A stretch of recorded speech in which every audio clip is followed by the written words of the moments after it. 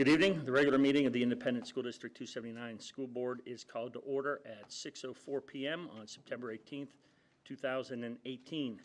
Seated in front of you this evening from my left to your right are Director Dean Henke, Director Stephanie Fortner, Director Jim Burgett, myself, Director Mike Ostafi, Director Heather Douglas, Director Jessica Craig, and Interim Superintendent Dr. Kim Riesgraf.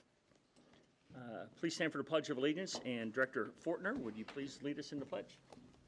I pledge allegiance to the flag of the United States of America and to the republic for which it stands, one nation, under God, indivisible, with liberty and justice for all. All right, thank you, Director Fortner. Board members, in front of you is the agenda. Are there any additions to the agenda this evening?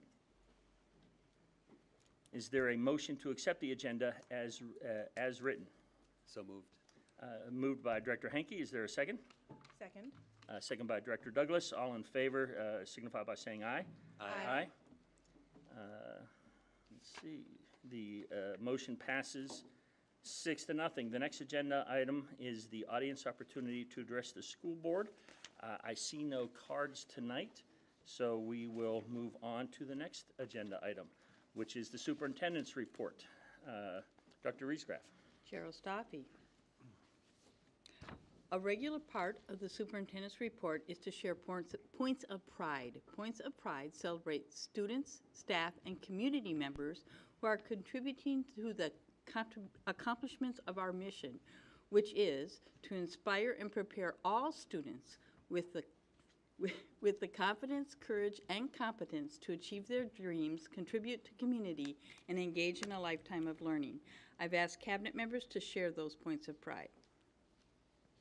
In the category of Achieving Dreams, Osseo Senior High students Ty Hill and Kyle Kinsella placed 5th out of 63 teams at the Student Angler Tournament Trail Tournament of Champions fishing competition at Lake Minnetonka on September 9th. Both students are members of the Osseo Senior High Fishing Club. More than 60 students at Park Center Senior High shared the stories behind their favorite foods in a new book called The Cultural Dish. Behind Every Dish is a Story. Students in the Hmong for Native Speakers and Spanish for Native Speakers courses at Park Center collaborated on the book. This project was made possible through an Education Minnesota Foundation classroom grant, and it is one way student authors are able to preserve their family's history and culture. 45 seniors at Osseo Senior High can now call themselves members of the school's 30 Club. These students scored a 30 or higher on at least one section of the ACT. 5 individuals make up the inaugural class of inductees into the Maple Grove Senior High Hall of Fame.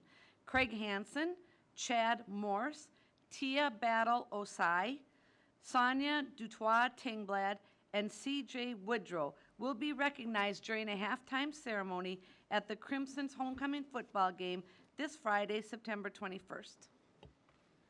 At Osseo Senior High, a group of 7 former athletes and coaches will be inducted into the school's Athletic Hall of Fame this year.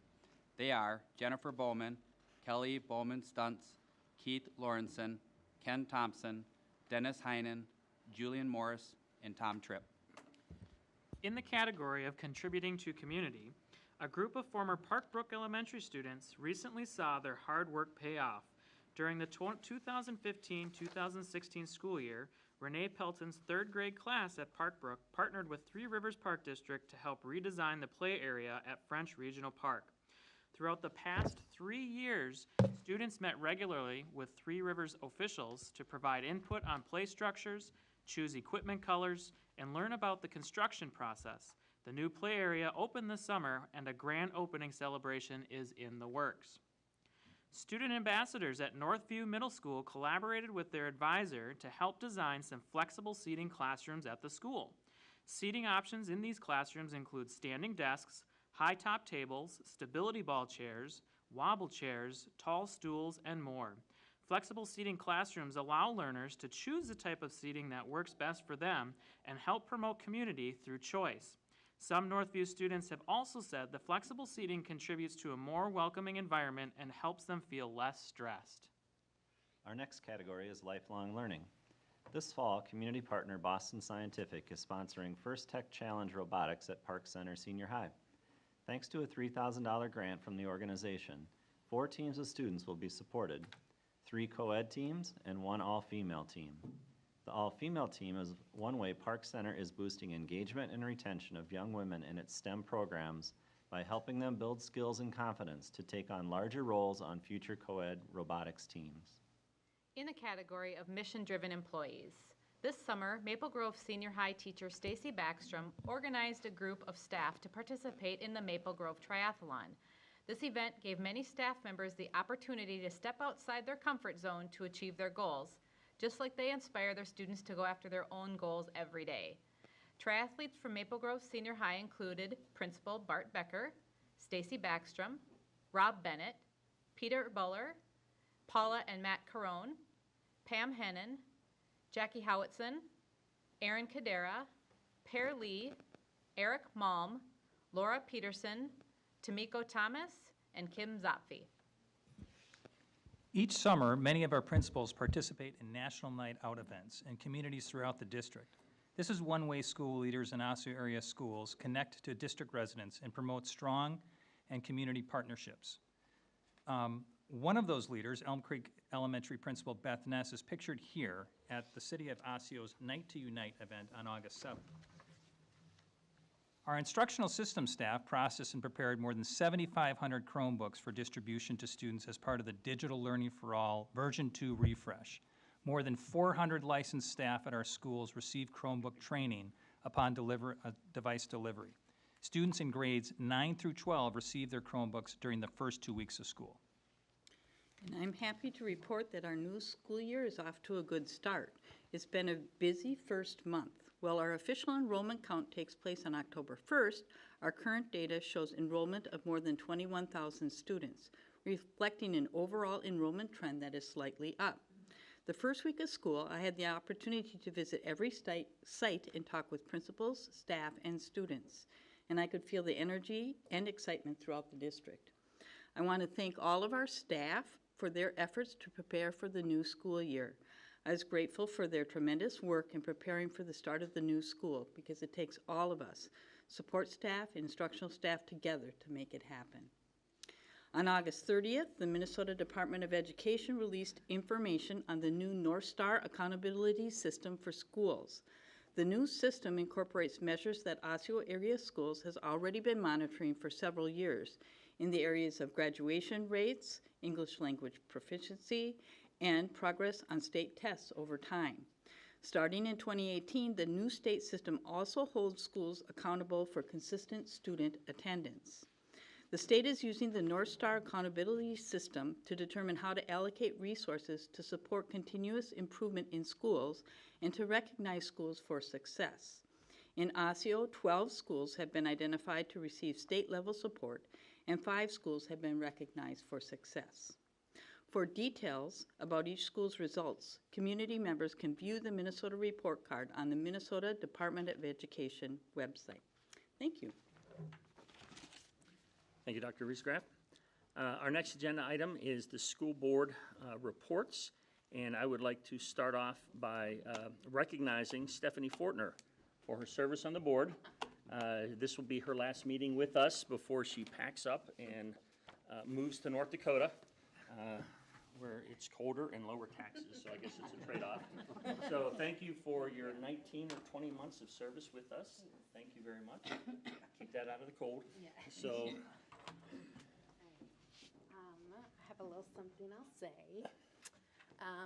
As my fellow board members know, running for office is not an easy thing to do. When I decided to run, my goal was to listen to parents, students, teachers, and taxpayers of our surrounding neighborhoods, and then do my best to make sure that their voices are heard in both our boardroom and in our community. In my almost 2 years serving this district, I have truly enjoyed representing our constituents in Maple Grove, Brooklyn Park, Brooklyn Center, Osseo, Corcoran, Plymouth, and Dayton. I am proud of the work that we have done on a variety of issues that has improved our school district as a whole. I would like to thank the voters for giving me the opportunity to represent them on the District 279 School Board. And I would like to thank the cabinet members and staff members and fellow board members for the time and effort we've all given to make sure the students of our district receive the best possible education we can provide. Thank you. Thank you for your effort, Stephanie.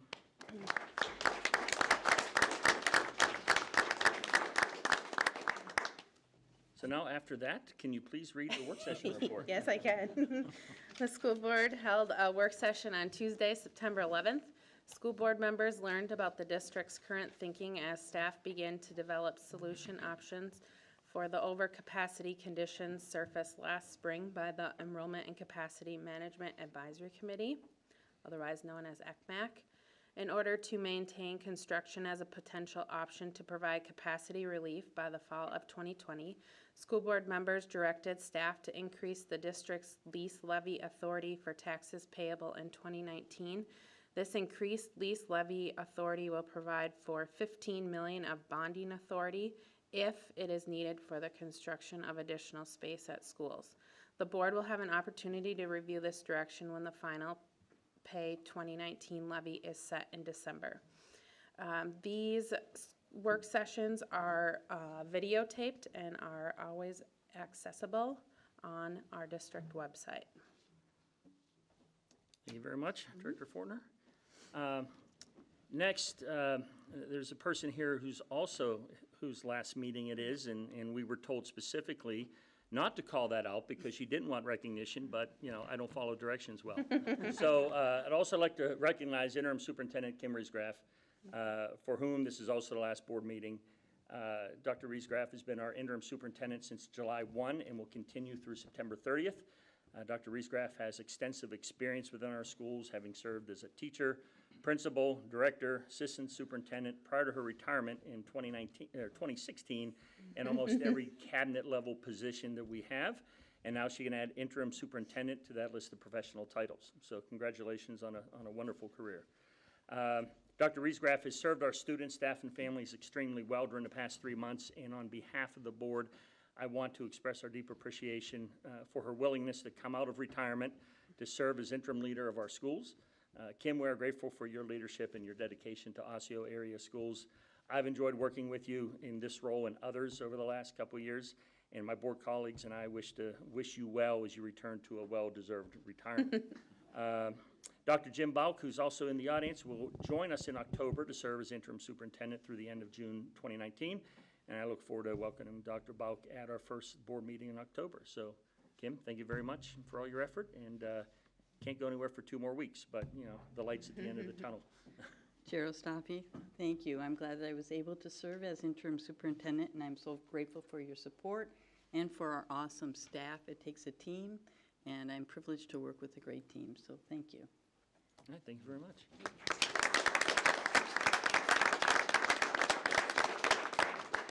So our first presentation this evening is agenda item number 7, which is long-term facilities maintenance, and that will be Patricia Magnuson and Jeff Arthurs. Patricia?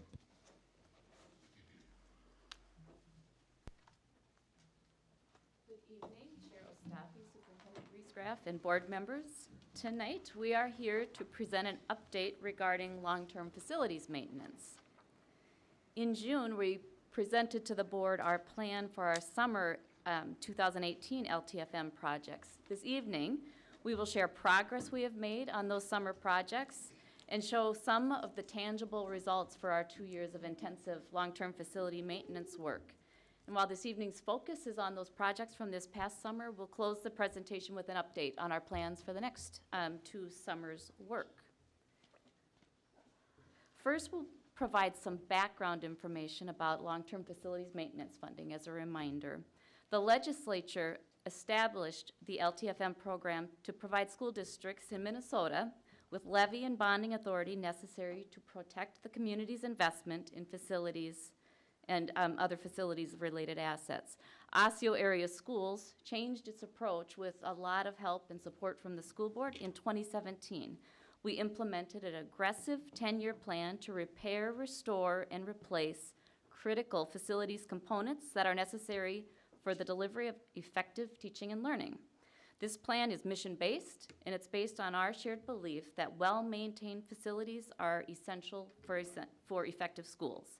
At the July 2018 board meeting, just this past summer, our current rolling 10-year plan was approved by the board, and this plan outlines the district's strategy based on our ongoing assessment of building conditions.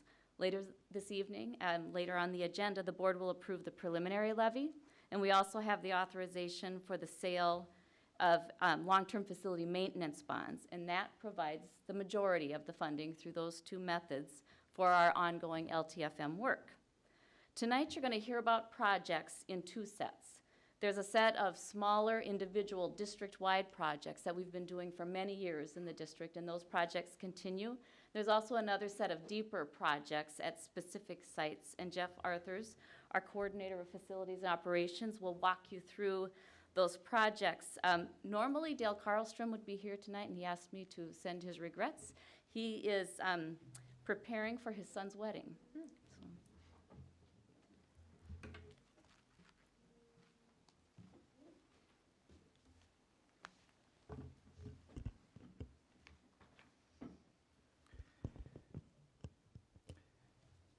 Chair Staffy, members of the board, Superintendent Reesgraff, thank you for the opportunity to present tonight. Our 10-year plan has a wide variety of facilities components that require attention of our facilities team over the summer and throughout the year. All categorical projects were substantially completed the last week in August. There is a wide variety of category of projects that are on a very tight timeline. We have worked collaboratively with the Community Ed Department to keep our summer programs going while we upgrade our facilities. The facilities leadership team has apportioned the LTFM budget to cover critical categorical needs and coordinate this work with all stakeholders to achieve the best outcome for our system. We are proud to show you some of these great improvements today.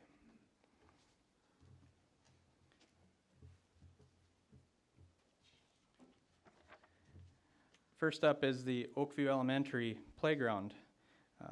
With the collaborative efforts of the Facilities Department, Health and Safety Department, site leaders, and the Oakview PTO, a new K-5 playground was designed and installed. The playground has great features, including age-appropriate equipment with superior fall protection. And I just want to note the artificial turf on some of the equipment out there around the play surface and by the swings, so we can provide accessibility for all students.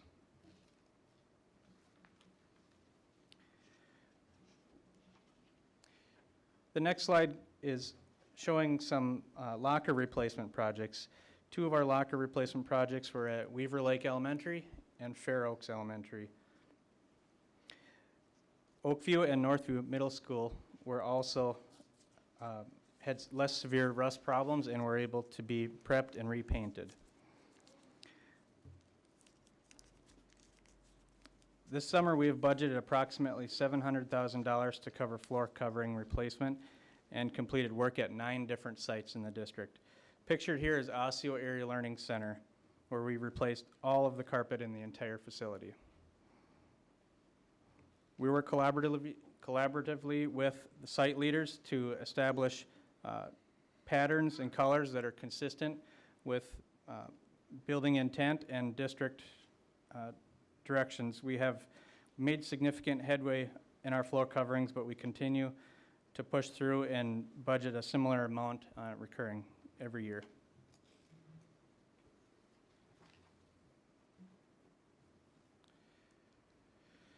To ensure that our facilities have structural integrity and are watertight, our exterior wall systems periodically need to be tuck pointed and sealant needs to be replaced. Pictured above is Park Center Senior High, where we have done extensive work this last summer to make this improvement. As you can see in the picture attached on the slide here, you can see the in-depth work that's needed to do a complete tuck pointing of the building. You can see how they have to grind all of the tuck pointing joints out and regrout them. This is the phase 2 of this project, and this completes Park Center's tuck pointing work. Some of our interior work, this pictured here is Osseo Senior High gym floor. We have refinishing gym floors as an annual recurring budget.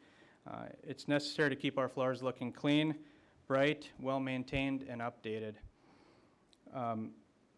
You can note the color variations and the brightness of the floor. This is a substantial upgrade. If you've seen this floor in the past, they're very proud of this at Osseo Senior High.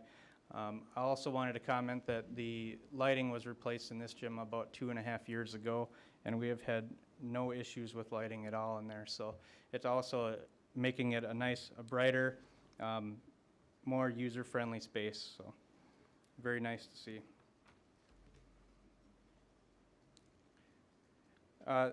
The next picture is Basswood Elementary gym floor replacement. We replaced the failing vinyl tile floor at Basswood Elementary and installed new divider curtains, wall pads, and we also repainted the gym. Thanks to a generous gift from the Osseo Maple Grove Basketball Association, we upgraded the floor to a plastic rubber floor rather than another vinyl tile floor. Basswood is also one of 8 buildings to receive LED lights in their gym.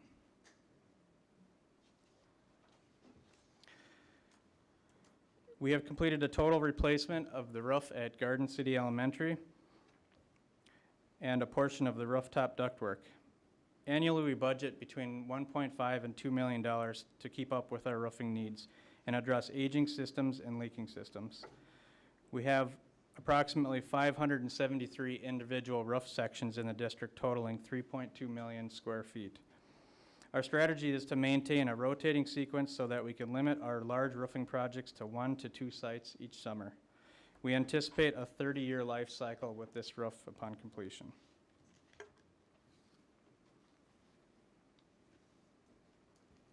Now we'll talk about our site-based projects. With the help of our professional partners, all of our projects are on target to finish on time and within the established budget. To protect ISD 279 interests, our engineering and architectural teams have provided accurate cost estimates and work closely with our facilities team to provide clear and consistent direction and oversight of these projects.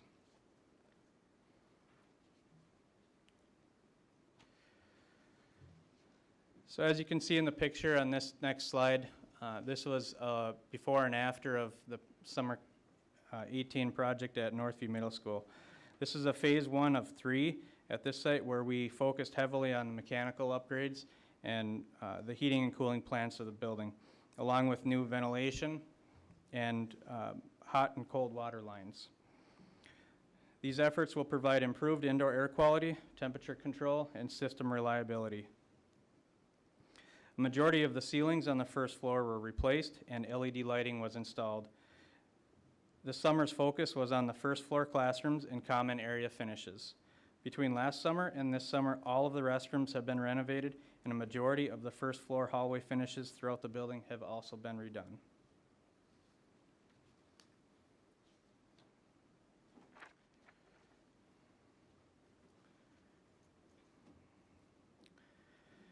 Phase 2 Park Center Senior High renovation had a similar scope to Northview Middle School.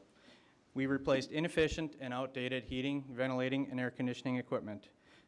12 restrooms were also renovated in the 3-story. To show you the extent of the renovation, here's a picture of the before and after of a restroom where they had it completely demoed, where the concrete and terrazzo floors were completely removed to remodel and make these bathrooms all handicap accessible. The focus of the phase 2 of Park Center included the music department, counseling, administration, activities department, and north and south gyms.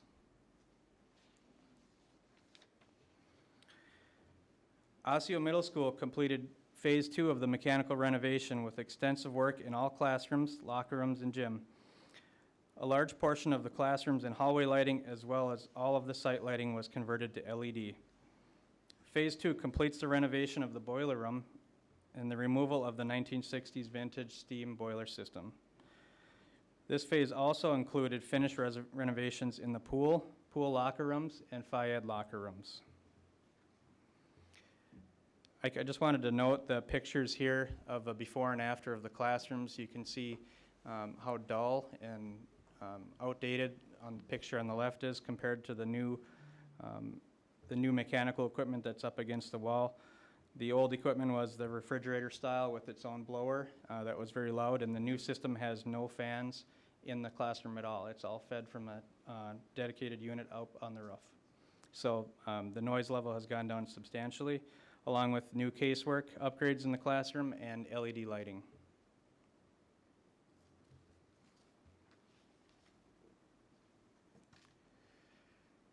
The focus at Oakview Elementary was replacing the obsolete and inefficient mechanical equipment.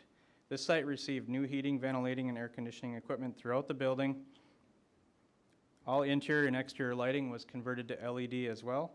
Lockers were repainted and wall finishes above all the lockers were done as well. And I'm proud to say this is our first 100% LED building.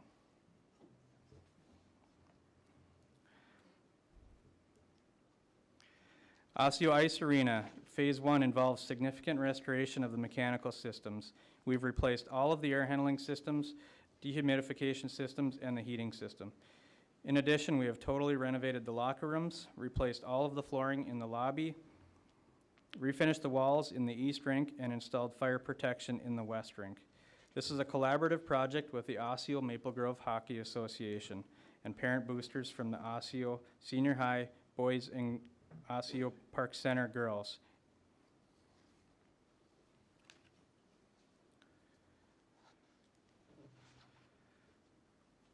We have a standing LTFM oversight committee that continues to assess and the performance of our facilities to monitor the LTFM project results and assess established priority work. In addition, we have a professional partner tracking our utility usage and comparing our performance against a benchmark established in the 2014-2015 school year.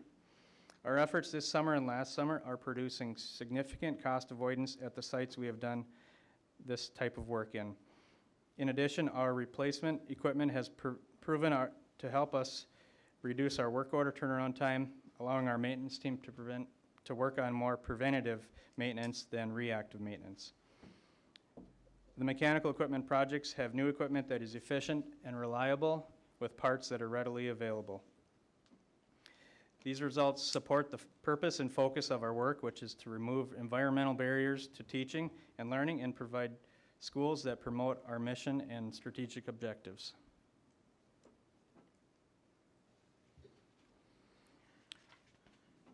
In the 2017-2018 school year,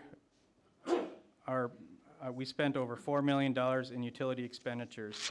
74% of the expenditures were electrical and 26% gas. We've made focused efforts to address efficiencies that will help the greatest impact on energy use by operators and end users.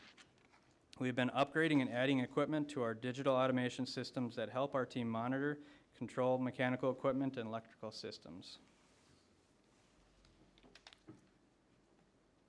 That was the fun part. The results from our Nexus utility tracking shows a significant cost avoidance during the 17-18 school year, from a baseline of over 22%. This translates to a cost avoidance of approximately $946,000. We anticipate continued improvement in energy efficiencies and will keep the board informed of the results in our future updates.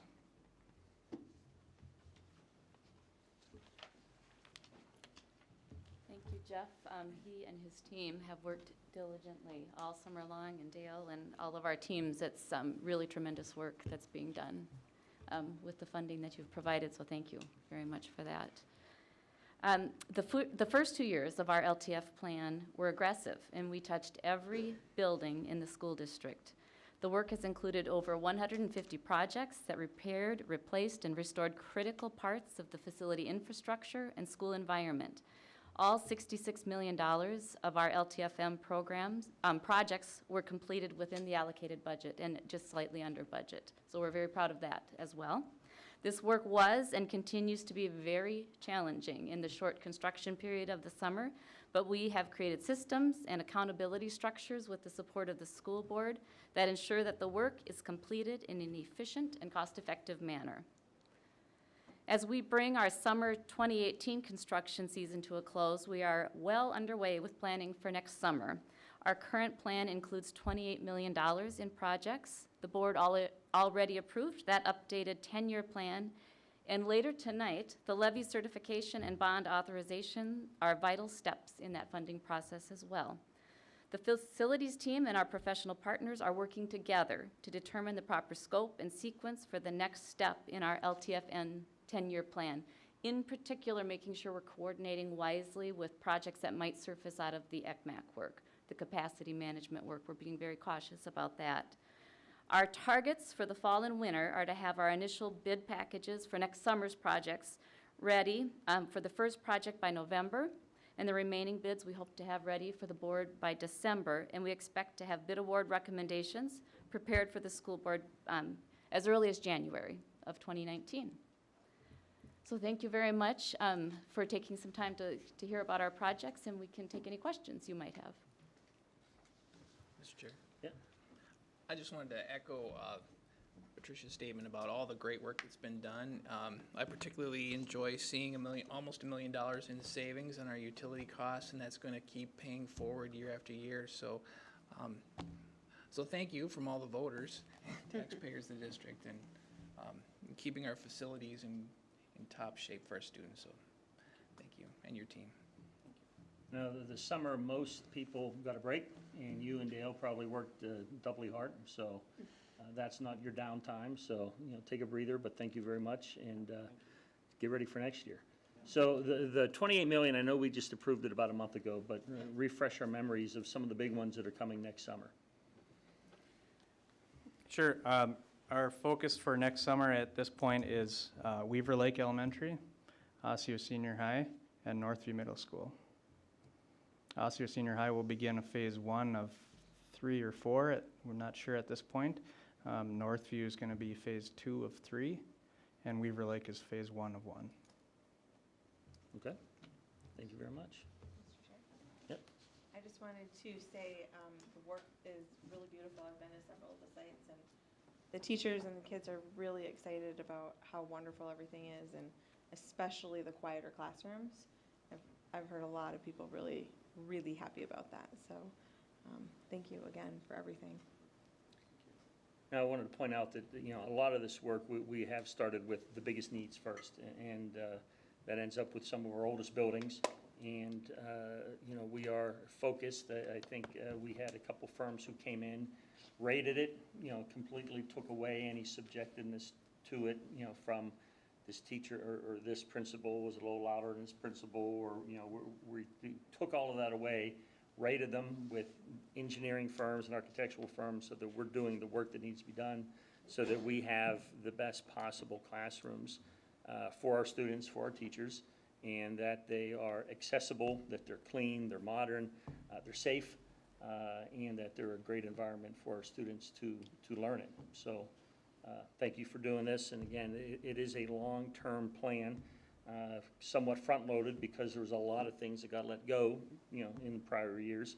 So these first 2 years have been huge. It's going to come down a little bit, but still there's going to be a lot of ongoing annual expenses in this, and it is something that was direly needed, and I continue to ask for the board's support in doing this, and it is something that is definitely needed and a well-worthy venture. So thank you for all your work. Any other questions? Mr. Chair? Dean? Yeah, I want to say thank you for all your work. When I was on the board and then retired and came back on, this is kind of when we started this. And so it is nice to see all of the hard work coming forward to where we're at. And I do recall from back when the Osseo boiler replacement must have been quite interesting because of its location in the building. And I don't know if that was done while I was still on the board or it was just this past year. So congratulations on that piece. It sounded like it was very challenging even way back when. So thank you. Okay. Any other questions? No? All right. Thank you very much. Our next presentation is the preliminary fiscal year 2018 year-end financial reports by Kelly Benusa.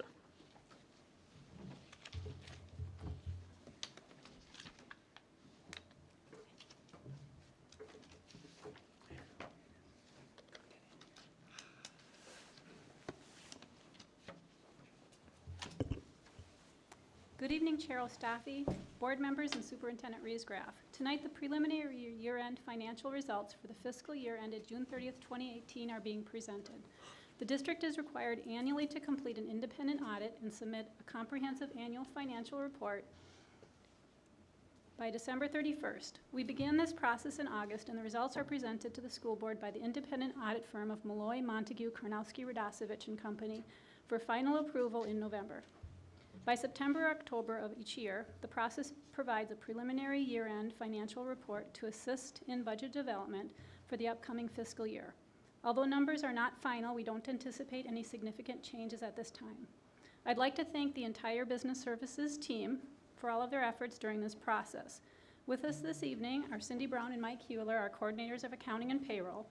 They are instrumental in ensuring our audit is performed at the highest level of expectation, and I would like to recognize each of them for their contributions to the audit process this year. The school board has before them a memo, along with 4 attached exhibits, which summarize the financial results for fiscal year 2018. The first fund being discussed tonight is the General Transportation Fund, and this fund includes the primary operations of the district in providing educational services to students from pre-kindergarten through grade 12, including our transportation activities. Exhibit 2 shows the general fund revenue and expenditure budget variance. The combined variance was a positive 1.54%, and this was within our budget planning benchmark of 2%. Exhibit 1 shows the general operating and transportation revenue results in comparison with the budgeted amounts. The general operating and transportation revenues were over budget by $2.8 million or 1.2%. Tax collections increased $634,000 from budgeted amounts. Interest earnings decreased $253,000 from assumptions. Tuition and fees from admissions and gate receipts increased $136,000 from budgeted amounts. $710,000 was attributed to general education aid as a result of an additional 37 students from our budgeted amounts and our prior year under accrual. Current year special education was $100,000 lower than anticipated based on the formula calculations provided by the Minnesota Department of Education, and $769,000 higher due to the prior year under accrual for special education being adjusted after the mid-year budget revision.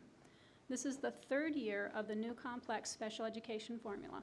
We will continue to work with MDE to increase our understanding regarding the complexities of these calculations.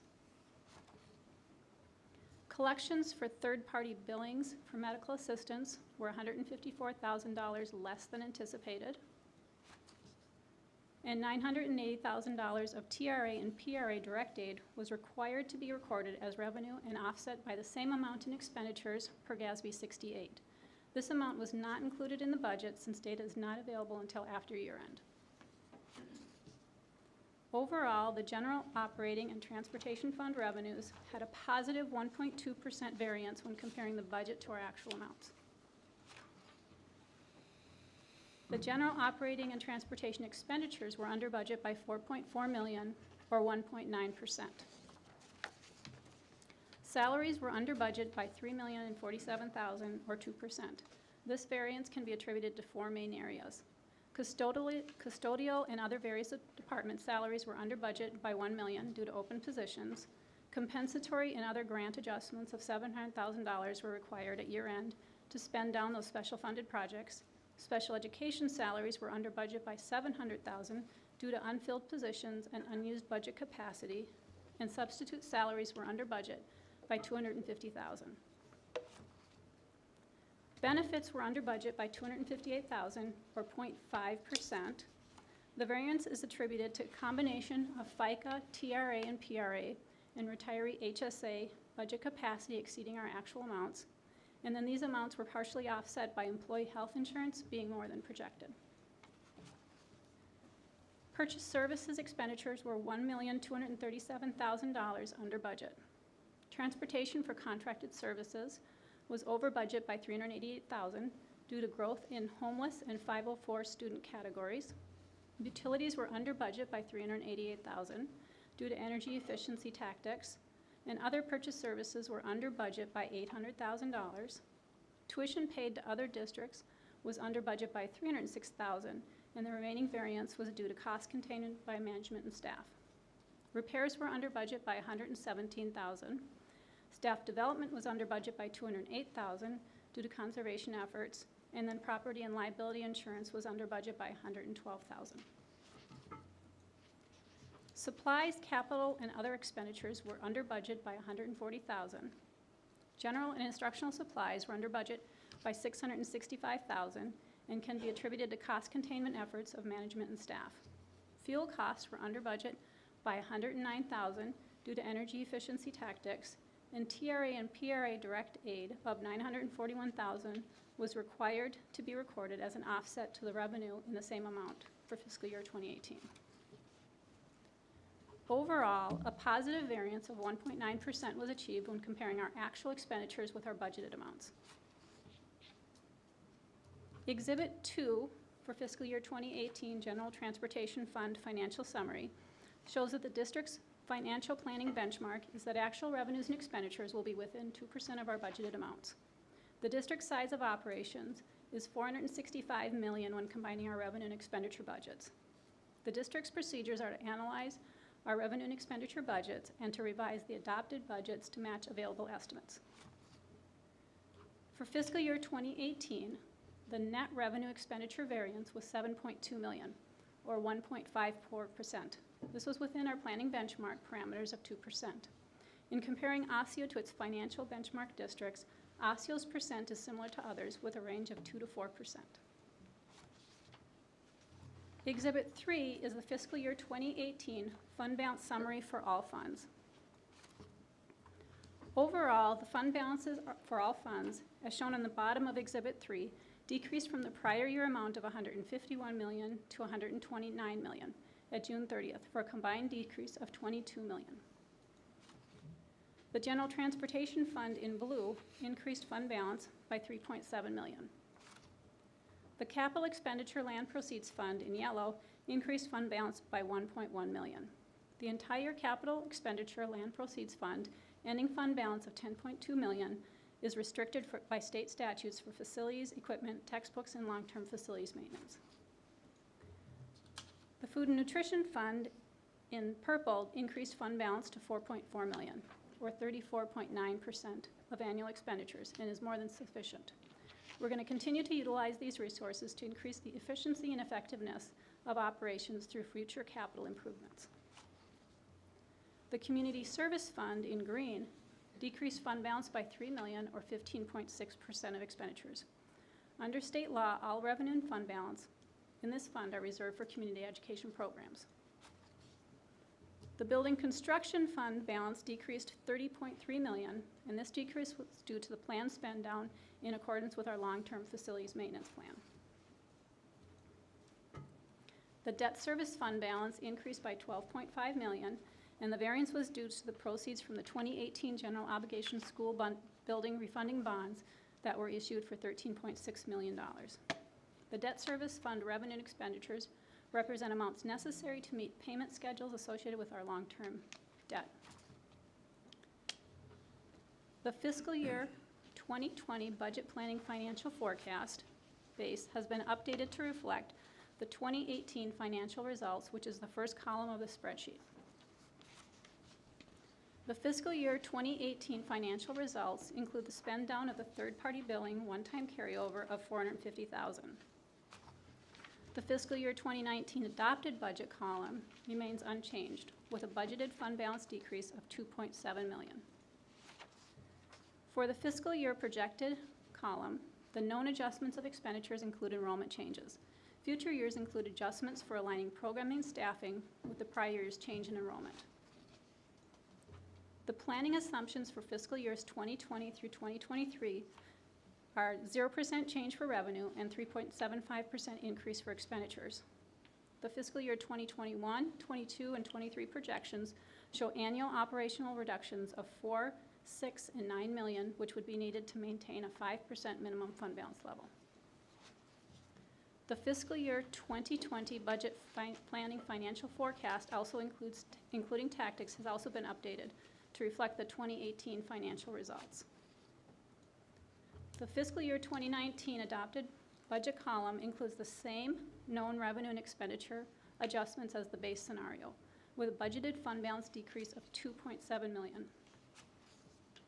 The revenue tactic includes the assumptions of a revenue increase of 1% on the basic formula allowance in fiscal years 2020 and 2022, which would be the next two funding bienniums. The expenditure tactic includes the known adjustments from the base scenario and reduces the expenditure trend from 3.75% to 3.25% for fiscal years 2020 through fiscal years 2023. The fiscal year 2018 actual column includes the same spend down of the third-party billing, one-time carryover of $450,000 as the base scenario, and the fiscal year 2019 adopted column includes the remaining spend down of the third-party billing one-time carryover of $929,000. By utilizing these known adjustments and tactics for revenue and expenditures, the operational reductions needed for 2021 are eliminated, and fiscal years 2022 and fiscal year 2023 are reduced to $4 and $6 million in each of those years. The next opportunity to review the planning assumptions will occur during the fiscal year 2019 mid-year budget process. In summary, the year-end results are better than anticipated due to continued efforts of both staff and administration during this past year. These results will be incorporated into our regular long-range financial planning process as designed. As usual, the board will be providing direction and taking action in 3 different fiscal years over the next several months. All of this action will be impacted by the positive year-end results from fiscal years 2018.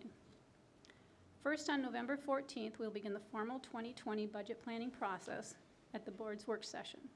These year-end results will have been incorporated into the beginning part of the long-range financial planning process. Second, the auditors will present the fiscal year 2018 audit report for acceptance by the school board at the November 27th meeting. And finally, these results will be incorporated into our fiscal year 2019 mid-year budget update, which will be brought forward for approval at the February 19th school board meeting. And that concludes the presentation.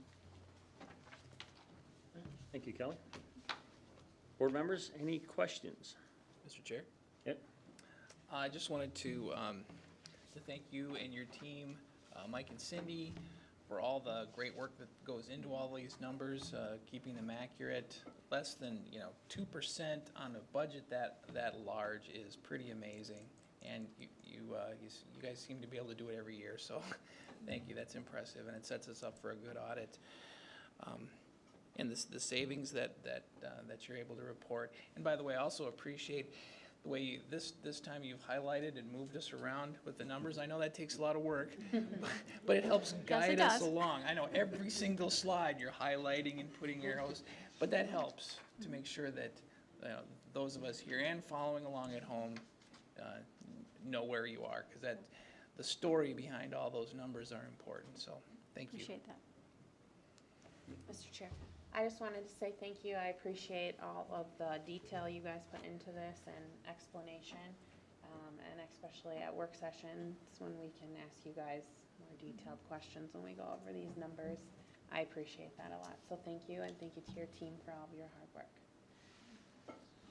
Any other comments? Mr. Chair? Yes? I would just also like to echo my thanks, Cindy and Mike and your team. Good job. And again, just to be clear, we're a $300 million organization, and that's a big business. And, running the numbers, keeping us on track with all the issues and things that come up with state aid and enrollment and everything else, it's hard to keep track of a lot of things, but the process works, and I've been a part of it the last 2 years, and I like what has been done over the last several years as you and the team have worked to improve that. So it makes it a lot easier when we're looking at 1.5% changes and not 10 and 15. So thank you very much. Just one quick question, Mr. Chair. Yes. Question in regards to the special education funding formula. I know that for the past couple cycles it seems to be really hinky. Like, what is the state doing to kind of correct that or guide you along? Any information on that?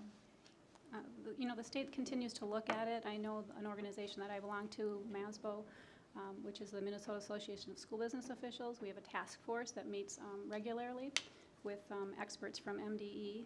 Our team, in particular here at Osseo, we have traveled down to MDE on numerous occasions to talk with their experts about the impact to Osseo and what we can do to minimize those fluctuations. Thank you. All right, thank you.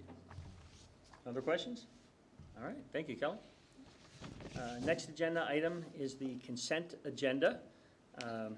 Board members, you have that in front of you. Are there any items that you would like to remove for separate consideration?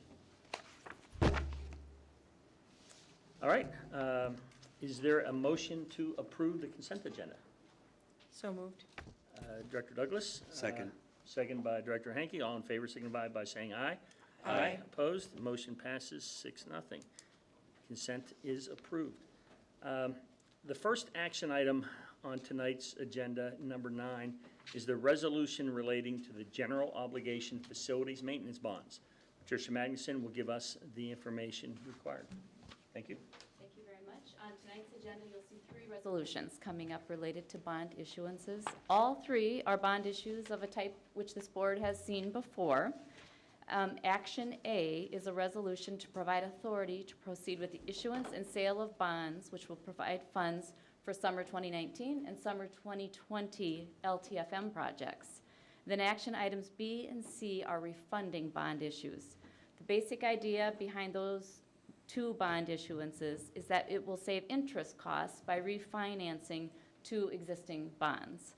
These savings will be passed directly to taxpayers through a reduction in the debt levy, and we expect to save taxpayers around $583,000 over the next 4 years. So at this time, I'd like to introduce Shelby McQuay, who is a municipal advisor with Ehlers and Associates, and she'll work with the board through each of the 3 bond issuances. Thank you. Welcome. Good evening.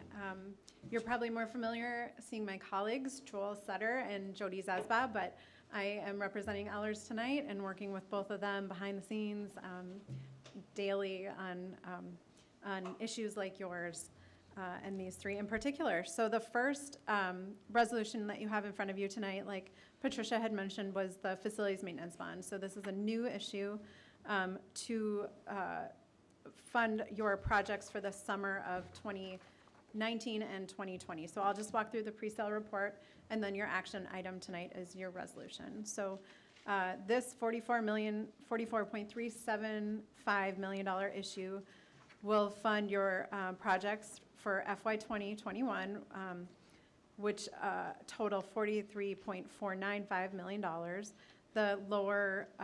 The lower bond issuance amount is reflective of a premium and some investment earnings that you'll earn on the bond issue while you're investing the money. Then the purpose would be consistent with your 10-year plan that you approved this summer. The authority to issue the bonds is given to you by state statute. The term of the bonds is 18 years and 3 months, and interest will be due in the years 2026 through 2037. And then these bonds will be callable in 2027. So a similar, we'll be back in 2027 probably. Very similar, presenting something similar to what we'll do on the 2018C and 2018D issues. So these issues will not be bank qualified because you'll be issuing more than $10 million in bonds this year. You'll participate in the state credit enhancement, and that is part of your resolution tonight. That will enhance your, will not enhance your rating, you have a higher rating than that credit enhancement will give you, but the bond, the program will give you some bond insurance that the state will step in and pay the bond, the principal and interest payments on your behalf, should you not be able to cover those payments. So your rating is a AA1, and then the credit enhancement rating by Moody's is a AA2. The basis for recommendation is listed there. You qualify for long-term facilities maintenance aid, so that is a benefit of issuing these types of bonds, and then you can provide pay the principal and interest through an additional levy. The method of sale is listed there, and on the day of sale, we'll take bids, structure those bids, and then award sale that evening on October 23rd. We are anticipating a premium with this, and that's incorporated in the structure of the issue. The next section listed there is the review of existing debt. We do regularly review your existing debt and have found 2 issues this evening that will save the taxpayers some additional levy dollars. You are, through continuing disclosure, agreeing to provide certain financial information to your bondholders, and then you'll also, we also suggest arbitrage monitoring just to make sure that you're complying with IRS requirements. The other service providers are listed there on page 3, and then I can, the schedule is listed on page 4 there, and then I'll just walk through some of the details of the numbers. Page 5 lists the bond amount to pair with the total project cost, and you can see the investment earnings and the premium funds on hand that will be used to pay the underwriter's discount, any capitalized interest, and legal costs associated with this issue. On page 6 is the schedule of this first issue. We've structured your debt so that we are planning for all of your facilities maintenance issues, including the previous one from 2016, so that together you'll be able to fund the projects every summer with a level debt for your taxpayers. So your entire debt structure there is listed on page 7, which includes your existing debt and then the planning for future years. There's 2 additional issues planned in 2020 and 2022 for future project costs. The visual interpretation of that is listed on page 8. And that completes the pre-sale report. I'd be happy to answer any questions. Any questions? I just wanted to point out, I like how one of the things that our district does is try to maintain a level debt for taxpayers so that there's not big spikes that go up and down. There's predictability in what happens. And I know that you and Patricia and the team work to make sure that we try to keep that as level as possible so there's not big surprises to the taxpayers. So thank you. And page 9 of this is the one you definitely want to take a look at home, and others. We do have, 4 different funding mechanisms, and we are matching them and playing with them in order to keep a level debt as some go away. As existing debt is retired, we will add new, but we are keeping a level amount so that we don't have to go out and continue to ask for additional funding sources. So this is a to me, it looks like a very professional way of doing it, a very solid way of doing it, and something that isn't going to mess with our taxpayers and rates as we go forward. So, any other questions? Okay, so we will do each of these in order. So the first action item on tonight's agenda is the resolution relating to general obligation facilities maintenance bonds. So the resolution, it's a resolution relating to $44,905,000 in general obligation facilities maintenance bonds, Series 2018B, stating official intent to proceed with and authorizing the issuance and sale thereof, and providing for credit enhancement with respect thereto. Is there a motion to accept that language? So moved. Director Brigette, is there a second? Second. Director Fordner, all in favor signify by saying.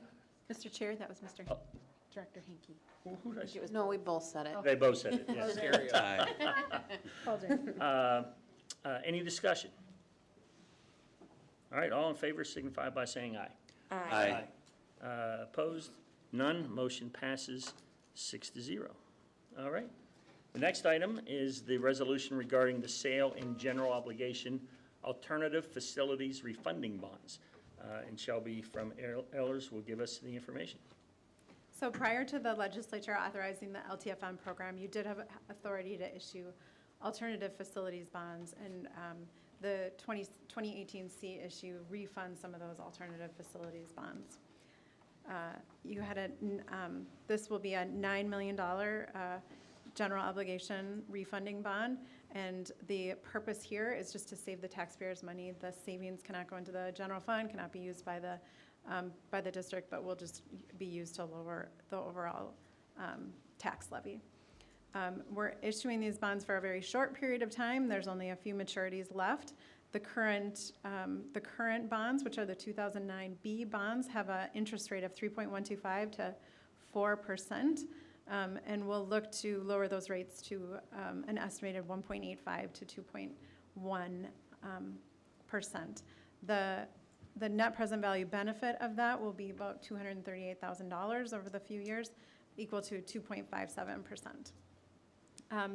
Very similar authority granted to you for these. The term, though, is not 18 years. This one is a short 3 years and 3 months. The bank qualification is not here on this one either because the total issuance is over $10 million for the year. You'll be a part of the State Credit Enhancement Program. The rating is listed there. Same, you'll participate in, or will participate in a rating call with Patricia and Kelly, and looking to affirm those AA1, that AA1 underlying rating. So the basis for recommendation here is just to save the taxpayers some money, issue at this time, and generate some additional savings for the taxpayers. The method of sale is very similar, is exactly the same as for the facilities maintenance bond. We are not anticipating a premium price for this bond issue. It's a little bit smaller, a little bit shorter.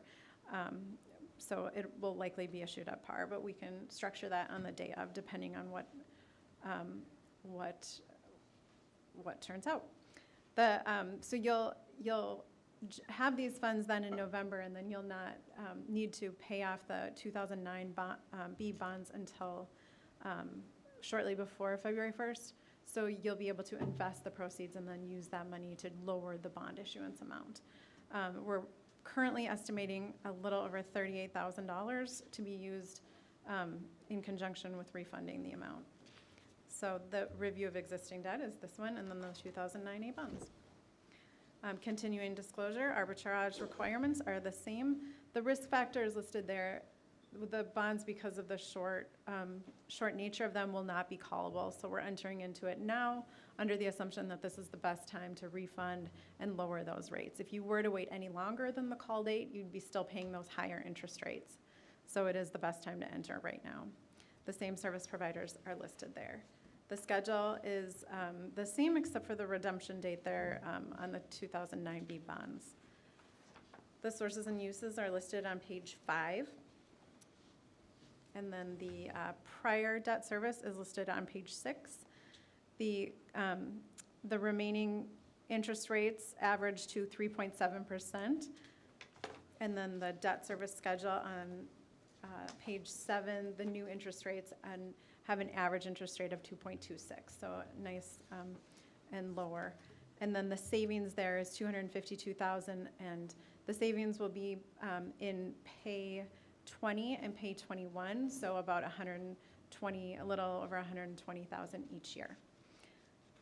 The net present value benefit then is about 2.6% of the debt service the savings on the refunded debt service, excuse me. The last page is page 9, which just shows that you will be earning, when you have this money invested for that just short period of time, you'll still be earning interest, a little over $38,000, and that will go to lower the total bond issuance. Okay. Now that we've heard that, is there a motion to approve the resolution providing for the sale of general obligation alternative facilities refunding bonds, Series 2018C, and covenanting and obligating the district to be bound by and to use the provisions of Minnesota statute section 126C.55 to guarantee the payment of the principal and interest on these bonds? So moved. So moved by Director Burgett. Is there a second? Second. Second by Director Henke. Is there any discussion? So to be clear, basically, if you're looking at home refinancing, we're refinancing $9 million, lowering our interest rate by 1% and saving $238,000 over the next 3 years. And investing and getting interest. Yeah. So any other discussion? All in favor signify by saying aye. Aye. All opposed? Motion passes 6-0. The next action item is the resolution regarding the sale of general obligation taxable OPEB refunding bonds. Shelby? So very similar to the 2018 C issue, and oftentimes we can combine issues, issue one refunding bond and payoff two at the same time. Not able to do that in this situation because one is tax exempt and this one is taxable. So this 2018D will just refund your 2009A OPEB bonds. The savings here is a little bit greater. So you were paying interest rates of about 6%, so a little higher because they're taxable, and we'll be able to reduce those to about between 2.85 and 3.1 is what we're estimating right now. The savings then, the future value savings is a little, about $376,000 or a little over 4% of the refunded debt service. The authority is listed there. The term is the same, 3 years and 3 months. These are not bank qualified, but for a different reason. They're taxable, so they're not eligible for that bank qualification. You'll be part of the state credit enhancement for this bond as well. The rating will all be combined as one rating report and one rating call, along with the other 2 issues. The basis for recommendation is the same. We think this is a good time to refund the bonds and not pay those higher interest rates for the remaining maturities. The method of sale will be the same, and we'll take bids on October 23rd. We're also assuming no premium for this issue, and then you'll be able to combine the proceeds from the bond issue and then the investments of a little over $33,000 to refund and call the 2009A bonds. Continuing disclosure, arbitrage, and the risk factors are, and the other service providers are all the same. The schedule is again listed there. No change to that. Sources and uses on page 5. The total refunded, the prior issuance, you can see the coupon rate of 6% listed there. And then the new debt service schedule on page 7, where the coupon rates range from 2.85 to 3.1 for an average of 3.25% over the remaining term of the issue. The savings is listed on page 8, so almost $376,000 of future value savings and over 4% of the total refunded debt service. And then finally on the last page is the investment of those proceeds to be used towards the refunding. Okay. Is there a motion to approve the resolution providing? So moved. What's that? I gotta read it. Is there a motion to approve the resolution providing for the sale of general obligation taxable OPEB refunding bond, Series 2018D, and coveting and obligating the district to be bound by and to use the provisions of Minnesota statute section 126C.55 to guarantee the payment and principal and interest on those bonds? Is there a motion? So moved. So moved by Director Douglas. Is there a second? Second. Second by Director Fortner. Is there any discussion? So to recap this, we are refinancing about $7.7 million in existing debt. We're going to lower our interest rate from 6% to about 3%, and we're going to save about $376,000 over the next 3 years and 3 months, as well as earn about $33,000 in interest, I believe. So all in favor, please signify by saying aye. Aye. Aye. Opposed? The motion passes 6-0. Thank you. Thank you. So the next action item is the initial certification of proposed levy payable in 2019 for fiscal year 2020 at maximum. Patricia will give us the information. Good evening again. We spent some time together a week ago in a work session preparing a little bit for the levy. We've had the information from the Department of Education for about a week. So that's one of the beauties of setting a levy at a maximum, so we can continue to work with the department through the end of the year. So tonight, we will be talking about the preliminary levy limitation for taxes payable in 2019. So as you know, state statute requires that the school board certify the preliminary levy by September 30th of each year. And the purpose of this approval is to provide information to Hennepin County, who then turns around and sends proposed tax statements to property owners by November 24th. The final levy certification will take place at the December 18th regular school board meeting after the truth and taxation hearing, and this gives the board an opportunity to review the levy before its final certification. The legislature has authorized Minnesota school districts to levy and collect property taxes for specific elements of school funding. For Osseo, about 60% of our dollar levies are authorized through voter approval. The remainder of the line items in the levy are authorized by state statute, and they are the mechanism to provide specific funding for student programs or operational expenses. And as Kelly alluded to before, this is a unique time of the year for our staff. This authorization tonight starts the ball rolling on our budgeting process, as this is a component of revenue for next fiscal year. And as you heard, we are working on closing out last fiscal year, and we're in the middle of implementing the current year's budget. So we've got 3 budget years going at once right now. Tonight, we'll discuss the preliminary levy for taxes payable in 2019. This slide replicates the overall information that's included in Exhibit A in your board materials. It summarizes the total levy and the changes from last year by fund. I just want you to see that the proposed increase in the levy currently today is calculated at $6,841,787, or about a 7.37% increase. I'll take you through the components of that next. Before we go through the details, I want to remind the board that the local property tax levy is used by school districts to secure funding for those programs for which property tax is the mechanism the state supplies to school districts to provide the funding. The majority of other school district funding comes through either state aid or federal aid. Other than through specific voter approval, there's 4 major ways that a levy can change. The first, if there's a change in state law.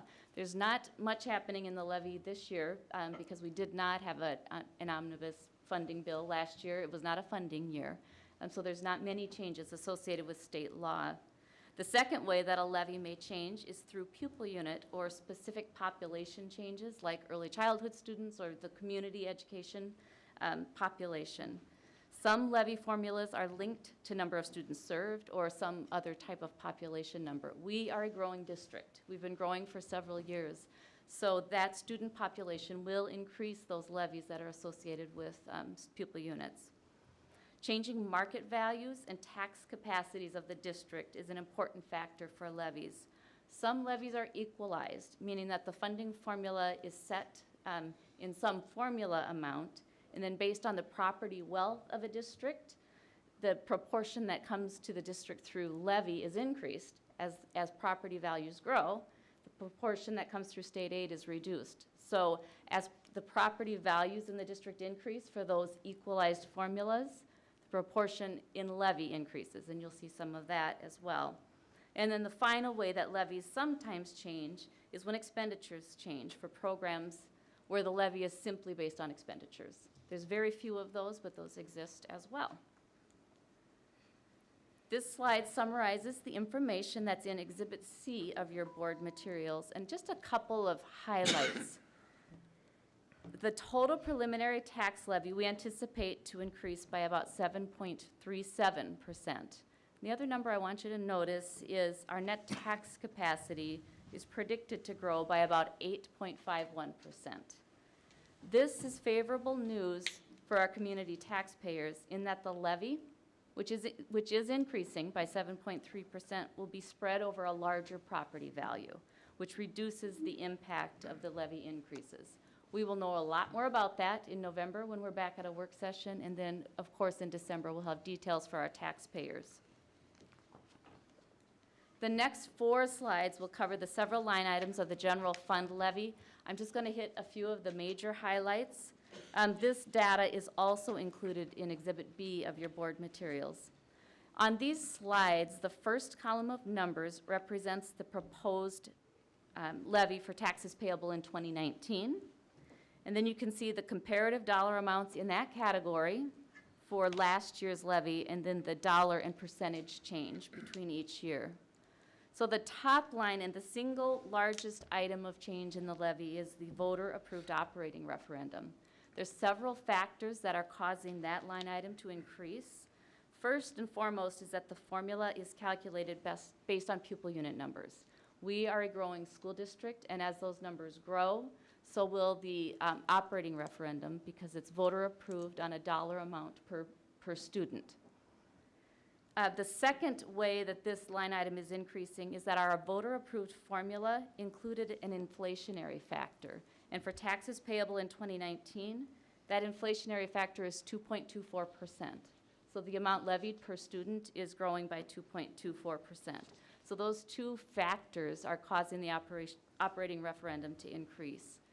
The other line that I just want to point out on this first page for the general fund is the capital projects levy, and that's our levy for technology.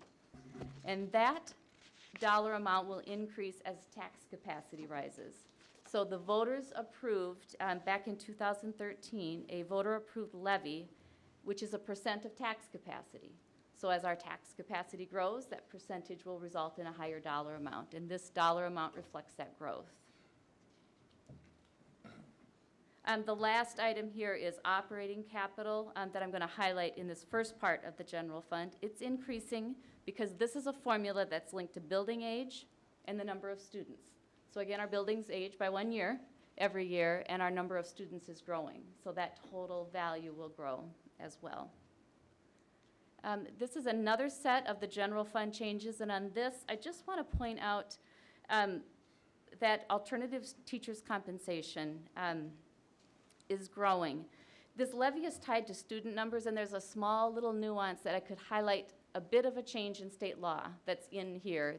It's really small, but it's one of the areas where state law is changing.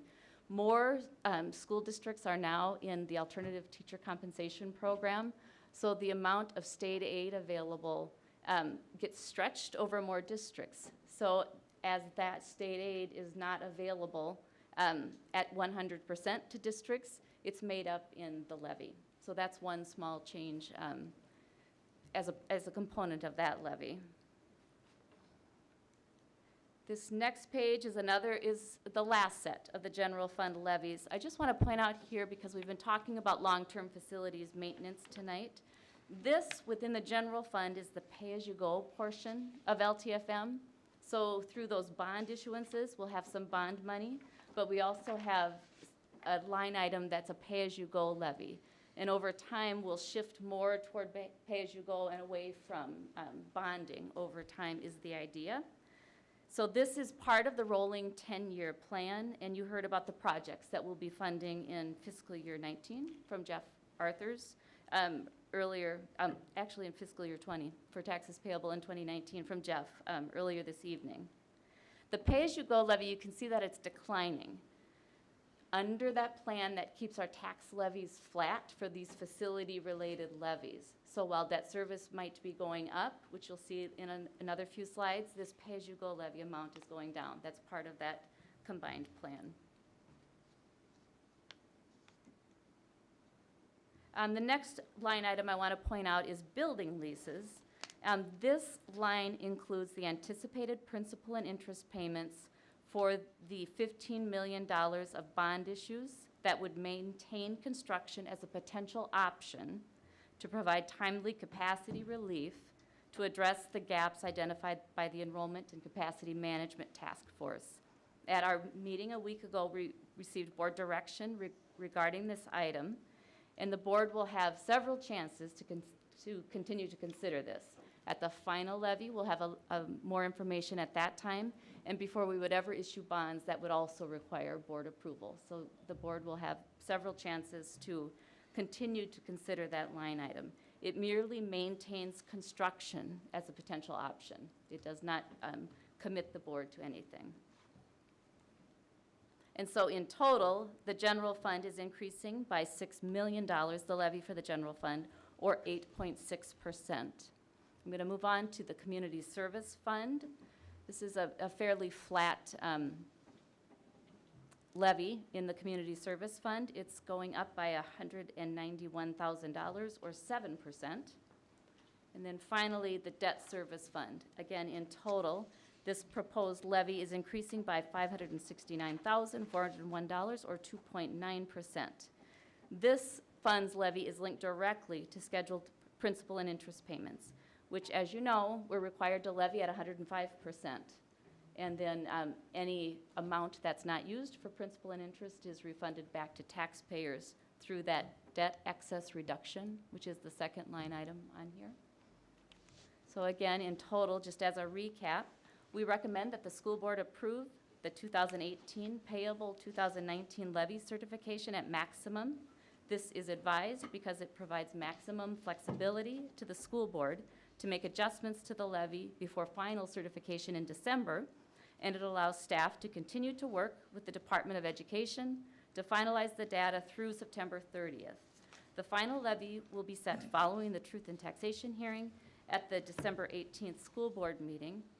And I just want to highlight all of these steps that we went through at last week's work session, that we'll be back with you in November to go through a lot more details. We'll know more about the tax rate at that time. And then finally in December, we'll hold the Truth in Taxation hearing and take action on the final levy. Thank you very much. Okay.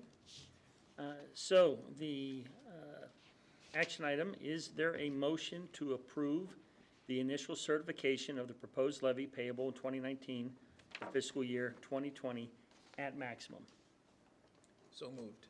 Director Brigette, and is there a second? Second. Second by Director Douglas. Is there any discussion? Mr. Chair, Yes? I Director Craig? just wanted to reiterate that this is a preliminary certification. These numbers are not final. This just gives our budget department and board kind of that flexibility to work within these parameters, but these are not finalized numbers. So I just wanted to reiterate that. All right, thank you, Director Craig. Any other questions, comments? Mr. Chair? Yes? I just wanted to say thank you for bringing that up.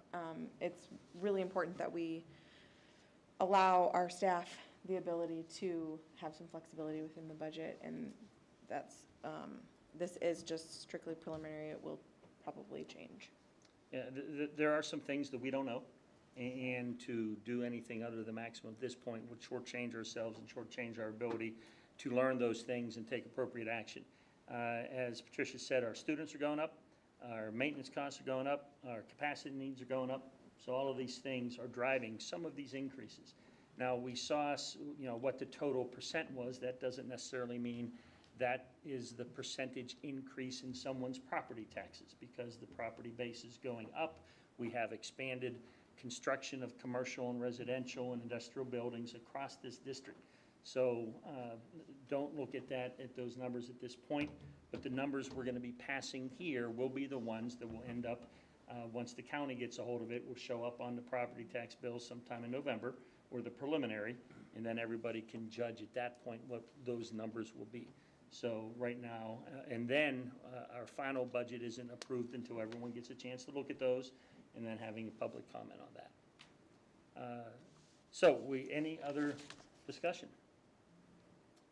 So with that, all in favor of maximum certification for 2019, payable in 2019 for fiscal year 2020, say aye. Aye. Aye. Opposed? The motion passes 6-0. The next action item is the recommendation for approval of the terms and conditions between ISD 279 School Board and Educational Support Professionals. Laurel Anderson will provide the information. Good evening, Chair Ostafi, school board members, and Superintendent Rees-Graff. On the agenda this evening for school board is a recommendation for approval of the terms and conditions of employment for our educational support professionals, also known as ESPs. Our fabulous ESP group consists of approximately 840 Class 1 and 2 employees serving in support positions at our sites and system-wide. Our ESP employees are responsible for providing support for our student services programs, district activities programs, early childhood and adult education programs, to name a few. These staff are essential in moving our mission forward for our students. The agreement expired on June 30th, 2018, and the new agreement contains language changes that reflect current district practices, as well as additional provisions that serve to support our district mission and strategic priorities. School board members have had the opportunity to review the proposed changes to the provisions contained in the terms and conditions, to ask questions, dialogue about the new provisions, and to consider financial implications. The new contract provisions fall within the financial parameters set by the board for the 2018-2020 contract term. It's the superintendent's recommendation that you approve the employee contracts presented to you this evening. Thank you, Laura. Now that we've heard that, is there a motion to approve the agreement on the terms and conditions of employment between the Independent School District 279 School Board and Educational Support Professionals, July 1, 2018 through June 30th, 2020? So moved. So moved by Director Burgett. Is there a second? Second. Director Fortner.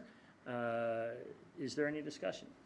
Mr. Chair, Yes, Director I Hanky? have a relative in this contract group, so I need to recuse myself from voting on this contract. Okay, thank you. Director Hanky, any other discussions? All right, all in favor of the motion to approve the contract, say aye. Aye. Opposed? Motion passes 5-0 with one recusal.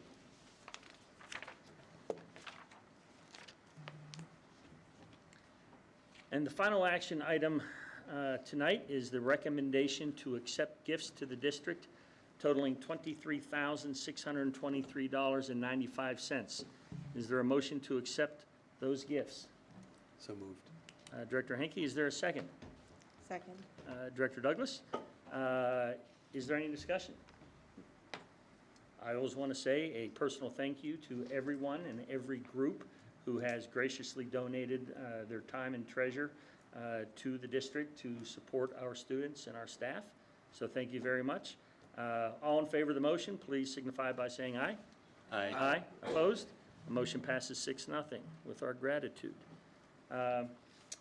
Next agenda item are our announcements. Let's see, who's ready to read them? Director Craig, would you like to read our announcements, please? Sure, thanks, Mr. Chair.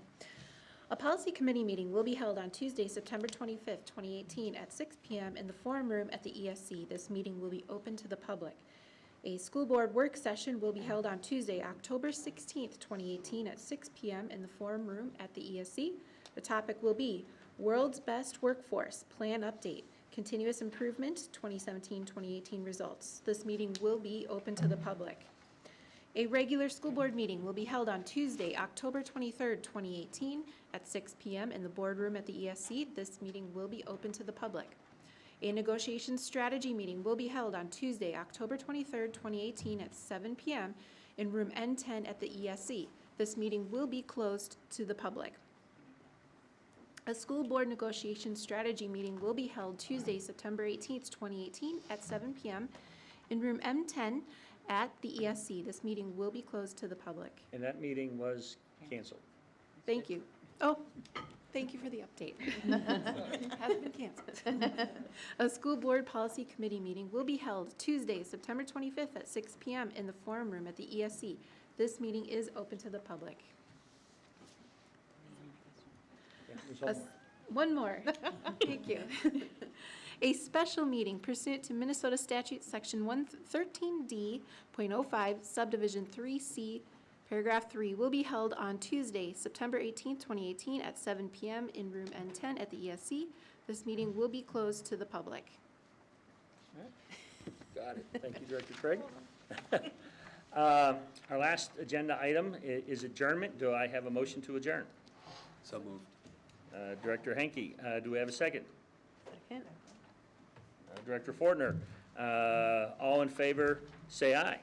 Aye. Opposed, the motion passes 6-0. We are adjourned at 7:33 p.m.